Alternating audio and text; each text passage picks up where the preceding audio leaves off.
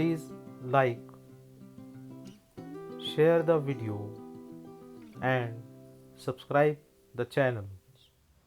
Bridge course post test, जैसे कि अभी आप तमाम लोग जानते हैं कि ब्रिज कोर्स जो था उसके बाद, कोर्स के बाद जो टेस्ट होना है वो इंग्लिश का जो टेस्ट रहेगा फॉर 10th क्लास वो रहेगा 25 मार्क्स का।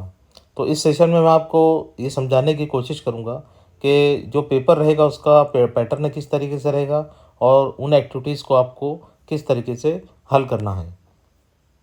देखिए, इसमें पहला जो क्वेश्चन रहेगा वो रहेगा frame at least 2 WH type questions from the following sentences.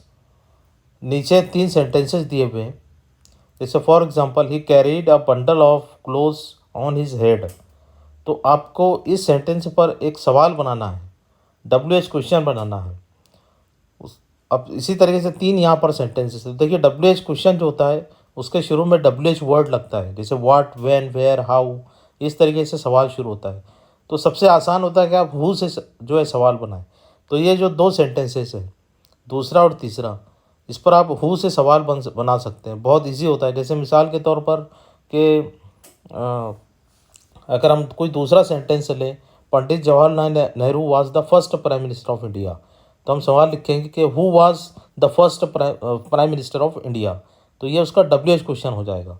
यानी हम जो हमारा आंसर है वो हटाकर उसकी जगह पर हु लगा देंगे। तो इसमें से ये दो ऐसे क्वेश्चंस है कि जिसमें सिर्फ हम हु लगाकर जो है इसको सवाल बना सकते हैं। ऐसे यहाँ पर ऑन हिज हेड आया है, यानी यहाँ जगह बता रहा है, तो यहाँ इसमें हम WH जो वर्ड है वो यूज़ करेंगे वेयर और उससे सवाल बनाएंगे।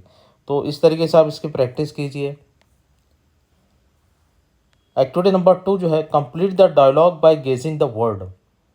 अब देखिए यहाँ एक्टिविटी क्या दी हुई है, ए और बी जो है एक दूसरे से बात कर रहे हैं। जैसे do you like to play a guessing game, क्या आपको गेसिंग गेम खेलना पसंद है? यस, श्योर, हाँ, यकीनन। देन ए जो है कहता है I will tell you a sentence but it is incomplete, मैं आपसे एक सेंटेंस से कहूँगा लेकिन वो इनकम्प्लीट है, नामुकम्मल है। You are just going to guess the missing word, आपको मिसिंग वर्ड जो है गेस करना है। Okay, I got it.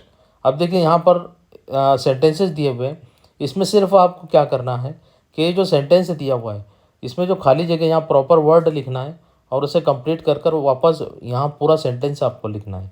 जैसे बार्किंग डॉग्स सेल्डम, तो अब देखिए ये तीनों जो है कुछ कहावतें दी हुई है। जैसे बार्किंग डॉग्स सेल्डम का मतलब होता है कि ऐसे डॉग्स जो बार्किंग करते हैं अक्सर डैश डैश, तो वो क्या नहीं करते हैं वो लिखना है।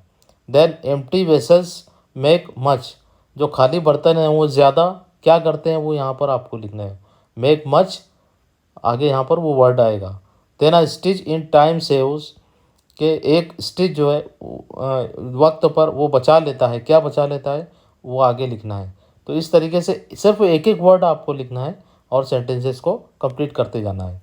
देन नेक्स्ट एक्टिविटी है read the poem and find out the answer. यहाँ एक पोएम दी हुई है, the title of the poem is precious time.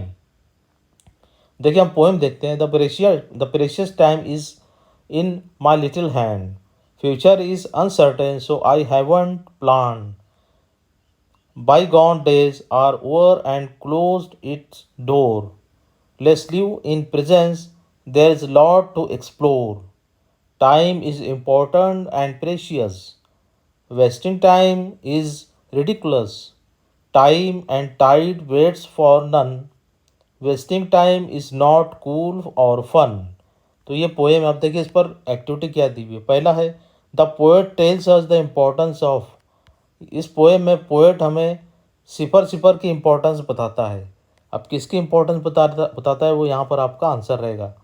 उसके बाद find out at least 4 adjectives from the poem, यानी जो पोएम दी हुई है इसमें से आपको कोई 4 एडजेक्टिव्स जो है फाइंड आउट करना है। एडजेक्टिव यानी सिफत, इससे पहले के वीडियोज़ में मैंने आपको बताया। जैसे फॉर एग्जांपल एक मैं आपको बता दूँ, जैसे लिटिल यानी छोटा, ये क्या होगी, ये एक एडजेक्टिव हो गया। तो इस तरीके से कुल 4 एडजेक्टिव्स आपको राइट डाउन करने हैं। Then write down the rhyming words from the poem, ये तो आपको पता होगा, ये भी 2 मार्क्स के लिए सवाल है, जिसमें जो इस पोएम में राइमिंग वर्ड्स आए हैं वो आपको राइट डाउन करने। जैसे यहाँ पर डोर, एक्सप्लोर, ये राइमिंग वर्ड है। इस तरीके के और जो राइमिंग वर्ड्स है वो फाइंड आउट कर कर आपको लिखना है। उसके बाद नेक्स्ट जो रहेगा, right speech on any one of the following, 5 marks के लिए। तो 2 एक्टिविटी दी हुई है, importance of sports and save trees save nature. तो दोनों में से किसी एक पर, इम्पोर्टेंस ऑफ स्पोर्ट्स खेलों की अहमियत, और सेव ट्रीज सेव नेचर दरख्त बचाइए और माहौल को बचाइए। तो इन दोनों में से किसी एक पर आपको स्पीच लिखनी है, कम से कम 10 सेंटेंसेस रहने चाहिए, at least 10 sentences for 5 marks. Then question number 5 है, frame at least 8 questions to interview a scientist for 5 marks. तो यहाँ आपको क्या करना है कि 8 क्वेश्चन से बनाने, याद रखिए आपको सिर्फ क्वेश्चन बनाना है कि आप एक साइंटिस्ट है और उनका इंटरव्यू ले रहे हैं, तो इंटरव्यू लेने के लिए आपको क्वेश्चन फ्रेम करना है।